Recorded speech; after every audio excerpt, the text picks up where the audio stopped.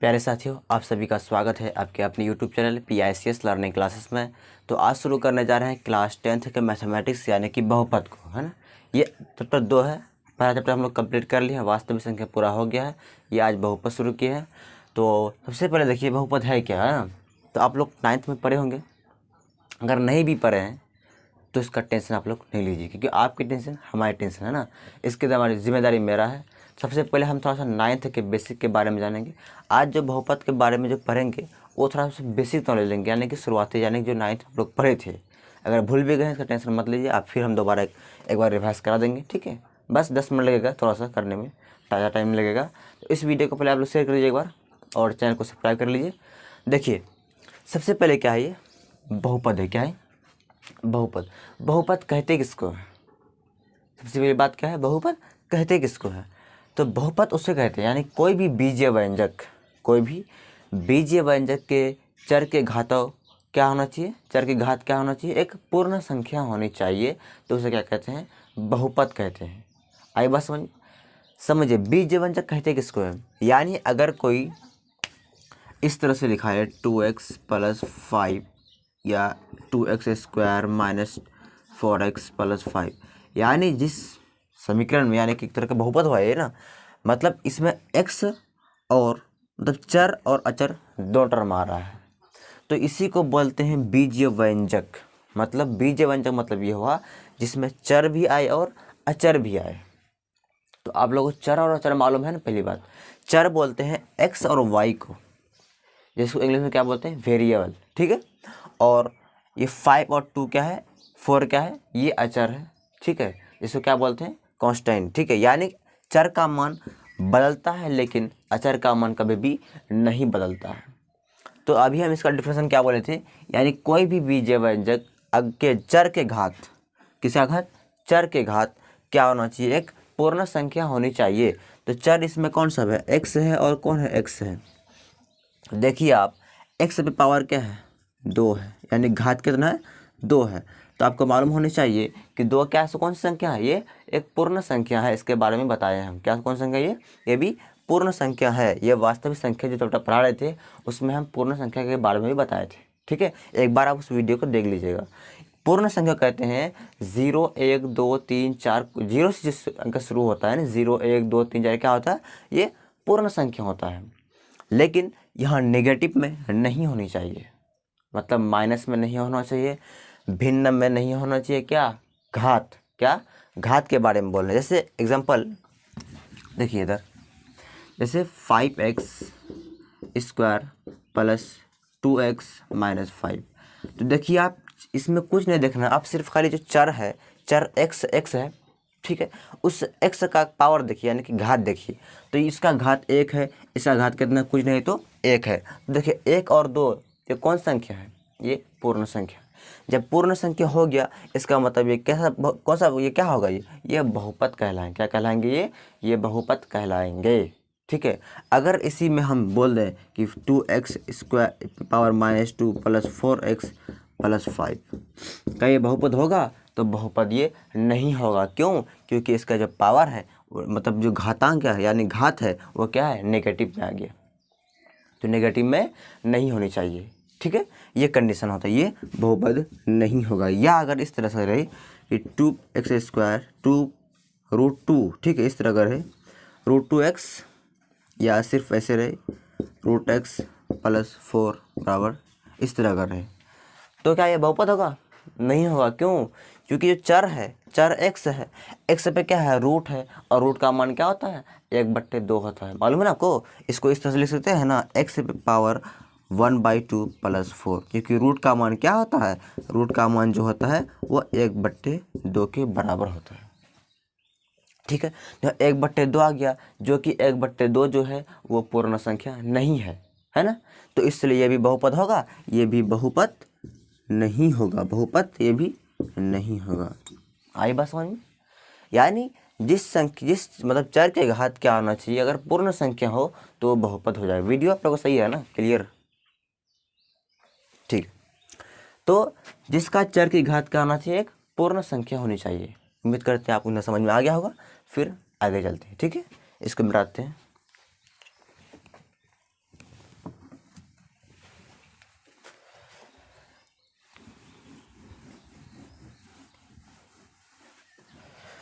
Point देखिए हम लिख लेते हैं,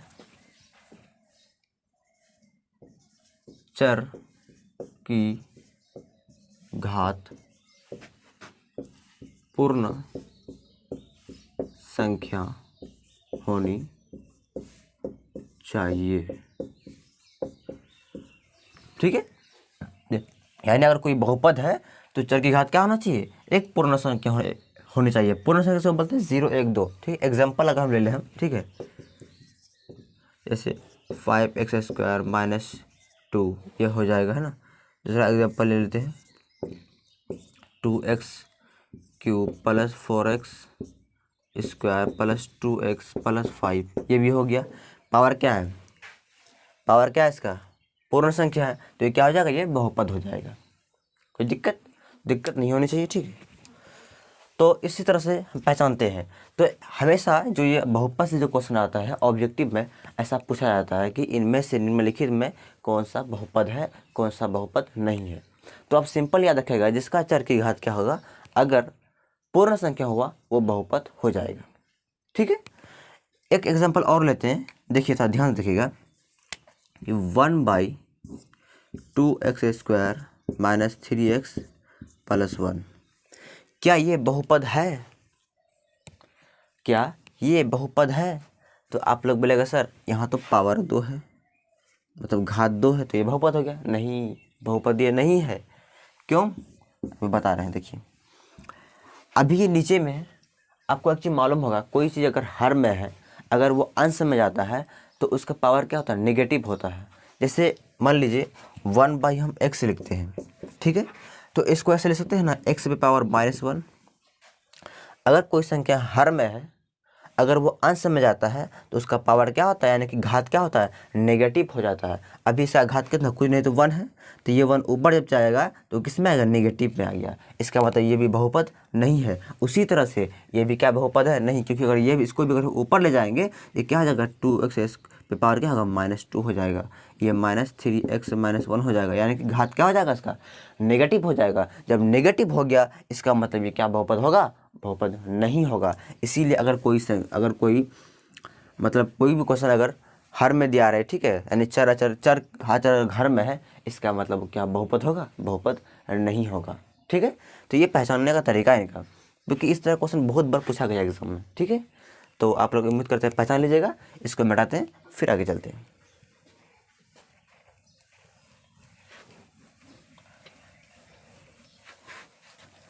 अब देखिए बहुपद का भी ना, जो घात के आधार पर, ये भी इसका 3 पार्ट होता है। कितना पार्ट होता है, घात के आधार पर 3 पार्ट। पहला है रैखिक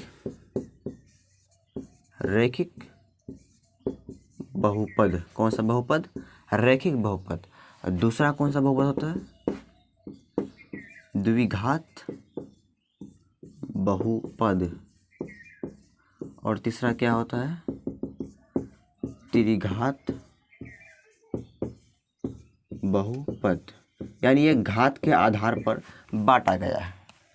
ठीक है, देखिए यहाँ पर रैखिक बहुपद किसको बोलते हैं। रैखिक बहुपद का मतलब ये हुआ जिसका चर की घात क्या हो, एक हो। क्या हो, एक हो। एग्जाम्पल के तौर पे देख लीजिए आप, जैसे 2x + 5, ये कौन सा बहुपद होगा, ये रैखिक बहुपद होगा। क्यों, क्योंकि इसका जो चर है यानी x जो है, इसकी पावर क्या है, कुछ नहीं तो 1 है। जिस बहुपद का पावर अगर 1 हो गया, वो क्या होगा, वो रैखिक बहुपद होगा। दूसरा एग्जांपल लीजिए आप, जैसे 3x - 2, ये भी क्या होगा, ये भी रैखिक बहुपद होगा। क्यों, इसका पावर क्या है, 1 है। ठीक है, तो इससे समझेंगे। अब द्विघात में आ जाइए। द्विघात का मतलब ये हुआ कि जिसका घात कितना होना चाहिए, चर का 2 होनी चाहिए। जैसे एग्जांपल के तौर पे हम ले लेते हैं 3x² + 4x - 2, ये कौन सा बहुपद होगा, द्विघात। क्यों, इसका जो चर है वो घात कितना है, 2 है, इसीलिए क्या होगा, ये द्विघात बहुपद होगा। इसी तरह इसमें आ जाइए 3 नंबर में, इसमें क्या होगा, मतलब जिस बहुपद का घात क्या होना चाहिए, 3 होना चाहिए, तो क्या होगा, वो त्रिघात बहुपद हो जाएगा। इससे 2x³ + 4x² + 2x + 5, या ऐसे रहे 4x³ प्लस 2, ये भी क्या होगा, मतलब जिसका घात 3 होगा वो त्रिघात बहुपद होगा। अब एक चीज़ यहाँ पर देखिए कि बोलेगा सर यहाँ तो इसका घात 1 है, तो ये देखिए क्यों नहीं हुआ। अब यहाँ देखिए इसका घात 2 है, ये द्विघात क्यों नहीं हुआ, ये भी बोल सकते हैं ना।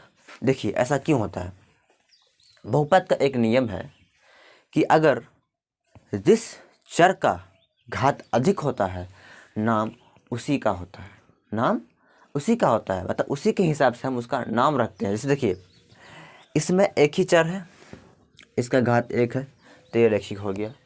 इसमें देखिए चर कितना है, 2 है, चर तो 2 है, ठीक है। अब ये बताइए इसमें घात कितना है, ऊपर में इसका 2 है, इसका कितना है, 1 है, लेकिन जिसका अधिक है नाम उसी के साथ रखा जाएगा, तो इसका घात अधिक क्या 2 है, इसी का उसको क्या बोलेंगे, द्विघात बहुपद बोलेंगे, ठीक है।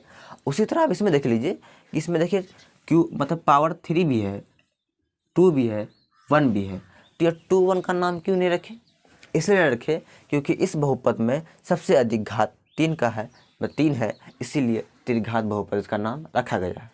यानी जिसका घात अधिक होगा उसी के हिसाब से हम नाम रखते हैं। जैसे एग्जांपल यहाँ पर हम दे दें 2x - 4x cube plus 2x square plus 5। आप यहाँ देखिएगा सर, अब यहाँ क्या इसको क्या बोलना है, जब बोलेगा सर यहाँ पहले तो आगे में उसका पावर 1 है तो देखिए हो गया, नहीं, चाहे किसी तरह से भी लिखा रहे उससे मतलब नहीं है, जिसका पावर अधिक नाम उसी का होगा। तो पावर किसका अधिक है, ये वाला का, तो ये क्या बन जाएगा, ये त्रिघात बहुपद हो जाएगा, त्रिघात बहुपद हो गया। ये आए बस समझ में, तो इस तरह से होता है। तो उम्मीद करते हैं ये जितना भी आप बताएं आपको समझ में आ गया होगा, ठीक है। अब थोड़ा सा देखिए, अब थोड़ा 10th क्लास से और चलते हैं, ठीक है। 9th में इतना बेसिक था, समझ में आ गया होगा उम्मीद करते हैं। फिर अब आगे चलते हैं। देखिए ये चैप्टर जो है ना बहुत ही आसान है, ठीक है, बहुत ही, अगर थोड़ा सा आप मेहनत कर लिए ना तो एग्ज़ाम में अच्छा नंबर आप लेके आइएगा, ठीक है, क्योंकि बहुत ही आसान सब्जेक्ट है, जो अगर आप थोड़ा सा 9th में पढ़े हैं ना तो उसमें कुछ लगेगा ही नहीं। अगर नहीं भी पढ़े हैं तो टेंशन मत लीजिए, वो हम कवरेज में कर लेंगे, ठीक है। इसको मिटाते हैं, वीडियो एक बार देख लेते हैं आप लोग।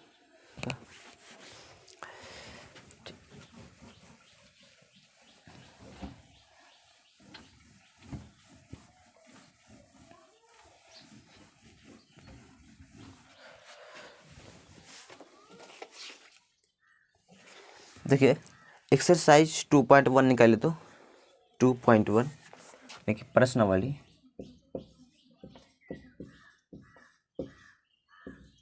2.1 बहुत ही आसान है। देखिए क्या है, ये कह रहा है कि किसी बहुपद px के लिए, ठीक है, के लिए y बराबर px है ना का ग्राफ नीचे आकृति 2.10 में दिया है, तो प्रत्येक स्थिति में px के शून्य ज्ञात कीजिए, ठीक है। देखो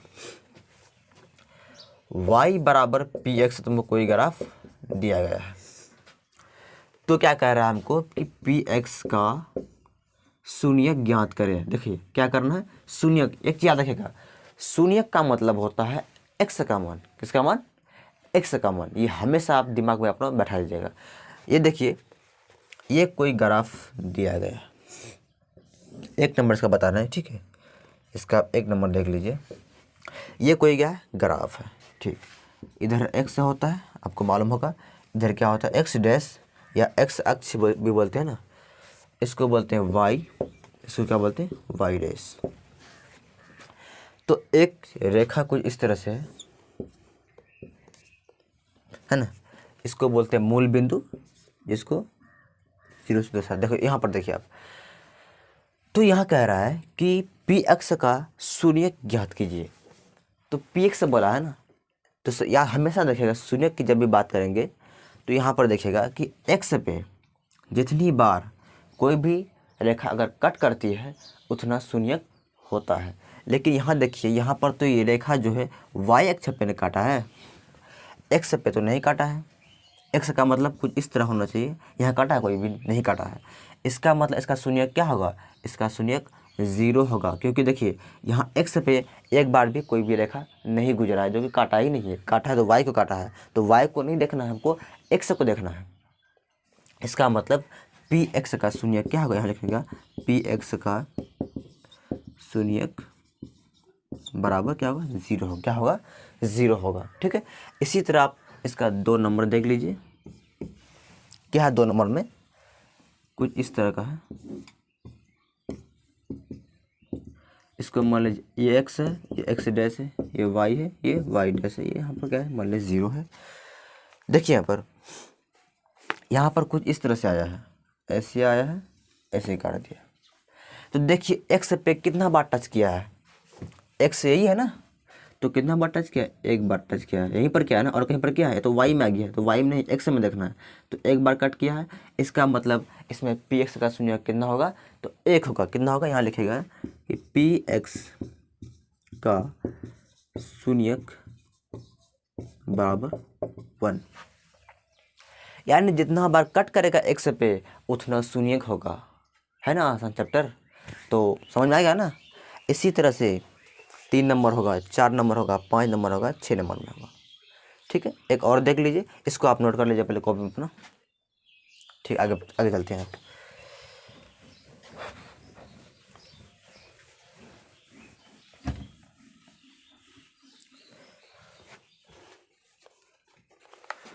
अब देखिए 5 नंबर बता रहे हैं, 5 नंबर देख लीजिएगा। ठीक है,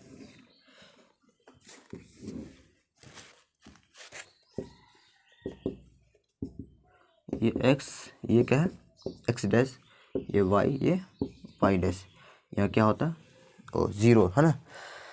देखिए यहाँ पर किस तरह आया है, यहाँ पर जो 5 नंबर में क्वेश्चन है, ये कुछ इस तरह से गया है, इस तरह से यहाँ कटा है। तो बताइए यहाँ पर कितना बार कट किया गया है, एक बार यहाँ काटा है, एक दूसरा यहाँ काटा है, 2 एक यहाँ काटा है, 3 एक यहाँ काटा है, 4, तो कितना शून्य होगा, 4 शून्यक। तो एक्स में ही हमेशा देखेगा कि एक्स जो अक्ष है कितना बार काटा गया है, तो 4 बार, 1 2 3 4, तो शून्यक कितना होगा, पी एक्स का शून्यक बराबर कितना होगा, 4 होगा। ये होगा आंसर इसका। ठीक है, आगे समझ में, तो इस तरह करेंगे। तो उम्मीद करते हैं आपको इतना पूरा समझ में आ गया होगा।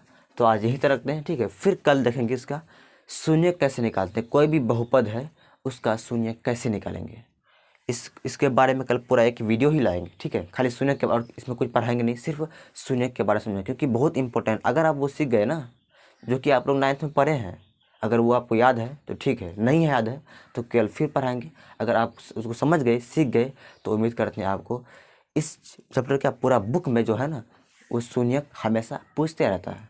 हर जगह वो शून्य निकाले काम, एक से काम मान निकाले, हर जगह आपको काम आने वाला है। अगर वो एक सीख गए तो आपको एग्जाम अच्छा खासा नंबर आ जाएगा। आप इसका टेंशन मत लीजिए। और एग्ज़ाम में जो, इस एग्ज़ाम को छोड़िए, किताब में भी कोई दिक्कत आपको नहीं होने वाला आगे बढ़ाने में, क्योंकि देखिए हर जगह उस शून्य को निकालना ही पड़ेगा आपको, एक्स का मान निकालना ही पड़ेगा। जैसे चैप्टर 3 ले लीजिए, है ना, 4 ले लीजिए, उसमें भी शून्य ही पूछता है। उस अगर शून्य निकालने का अगर आ जाएगा तो उसी हिसाब से मैथ बना जाता है वहाँ पर। तो आप उम्मीद करते हैं कल फिर जुड़िएगा। ठीक है, इस वीडियो को आप शेयर कर दीजिए, फिर कल देखेंगे। बाय।